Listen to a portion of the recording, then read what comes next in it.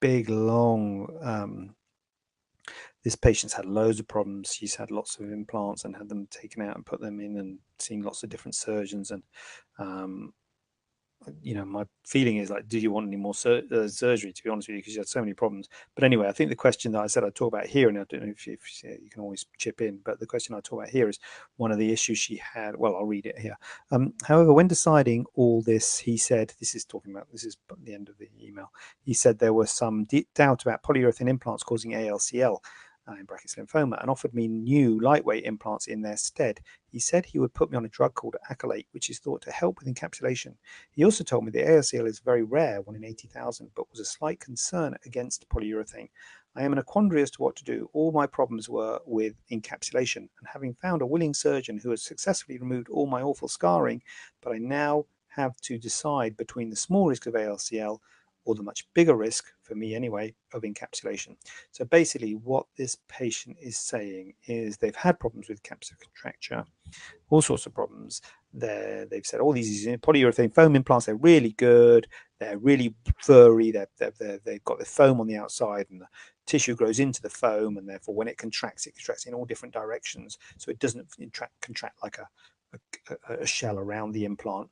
And so they've got a much lower rate of capsular contracture. Isn't that great? So if you had loads of problems with capsular contracture, polyurethane implants are really good. It's got a much lower rate of capsular contracture, and that's like a godsend for people who've had problems with capsular contracture. But then this ALCL has come out, and ALCL is thought to be, we don't really know what causes it, but thought to be due to the texturing or the roughness of the implants. And of course, polyurethane implants, their main thing is that they're rough, they're foam, they're much rougher than smooth implants.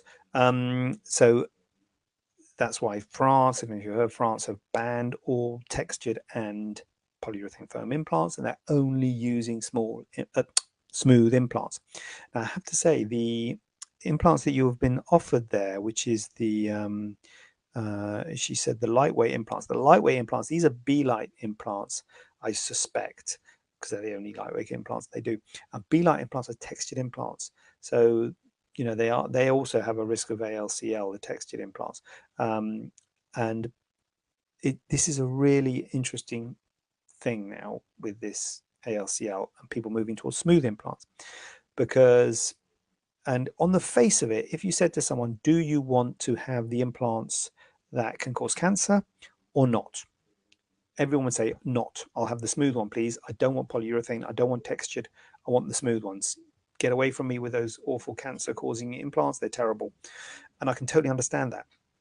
And if people say that, then that's fine. You can have a smooth implant, no problem. Having said that, we still do offer polyurethane and textured implants. You might say, what? You offer these cancer implants? Terrible person. The reason we offer it is because it's about having informed consent and realizing what the risks are, because there are risks with both of them. There are risks with having polyurethane ones, there are risks with having textured, and there are risks with having smooth. Now, the risks of having polyurethane / textured implants of getting ALCL is very small. Not only that, if you do get ALCL, if you're one of the 10, 15 people per year worldwide, it's very small, the numbers of people who are diagnosed with ALCL, it is treatable. Most cases are treatable by removing the capsule. So it's a treatable cancer. It's not like breast cancer. Breast cancer is a bad cancer. Breast cancer happens in 1 in 8 people. This is 1 in 30,000, 1 in 50,000, and it's got a very high cure rate with ALCL. So there was a study a while ago talking about the risk of dying with having implants in. The risk of dying is something like half the risk of living in New York for 2 days or going skiing for a week. You would have no qualms about living in New York for 2 days, having no qualms about going skiing for a week, but your risk of death by doing those things is twice your risk of death with having textured implants in for life. So you've got to balance the risk. Yes, there is a risk, just like there's a risk if you go and drive on the motorway that you might die, but it's very, very small. And you've got to balance that against the benefit. And we've got to balance risks and benefits every day of our lives. Every time we, put the cooker on, every time we get dressed and walk across the street, we're balancing risks, and we could die by the things that we are doing, but the risk of it is very small, and the benefit is enough to take that risk by the fact that you want to get to the other side of the street, or you want to go skiing, or you want to go to New York, or you want to drink a glass of wine, or travel on the M42 or whatever it is. So there's risks with everything. So you've got to balance those risks. And the problem is that if you is like with light, then fine. But smooth implants have got their own problems. Smooth implants were the very first type of implants that they made, and then they progressed by making them textured and polyurethane. By these are advances of implants to make them less likely to cause capsular contracture, less likely to move. The texturing makes them less likely to move. And so smooth implants, you can't get teardrop, forget it. They don't, because they just wobble about all over the place. So and recently this has happened recently to me, because I've recently just had a patient who has had an implant flip on itself. And this is only something I've only ever seen once before. And I thought, wow, this is a round implant, so it's not a teardrop implant, and it's flipped in a sort of that direction, so the back has gone to the front. I thought, wow, that's uncommon. I hadn't seen it before, years ago. Crikey. And then what happened? She phoned up a few weeks later, and the other ones flipped. They both flipped. Fortunately, I haven't taken back to theatre to unflip the first one. So they both flipped. And I'm thinking that these are brand new implants. And I'm thinking the implants are becoming much less textured now, because we're worried about ALCL. But when they're not so textured, they're more likely to move and cause different problems. Now, you might say, oh, crumbs, I can cope with flipping, I don't want ALCL. But it's just that the risk of ALCL is so low, you've got to be careful and just be informed about whether, if you do want smooth implants, they are, the first generation of implants were smooth. They were the sort of back in the 1960s. That's how they first made them. And the texturing and the polyurethane, all that sort of stuff, were advances for a reason. And there are good things about texturing. There are good things about polyurethane. And so we do offer all of them to patients still, because it's about weighing the risks versus the benefits. So this patient's got a huge risk of capsular contracture.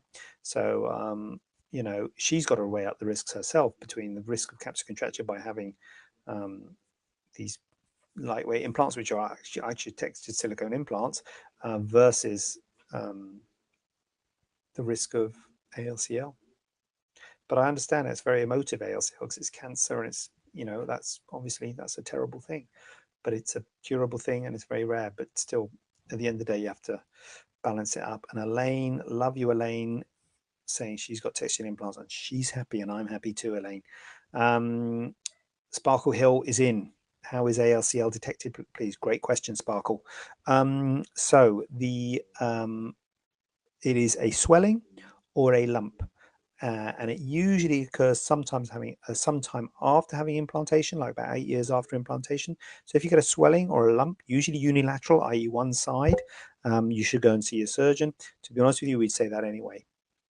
Like, if you got a swelling or a lump, come and see me, but certainly nowadays, because it's only a recent thing, ALCL, nowadays, if someone has a swelling or a lump, we think, oh, ALCL.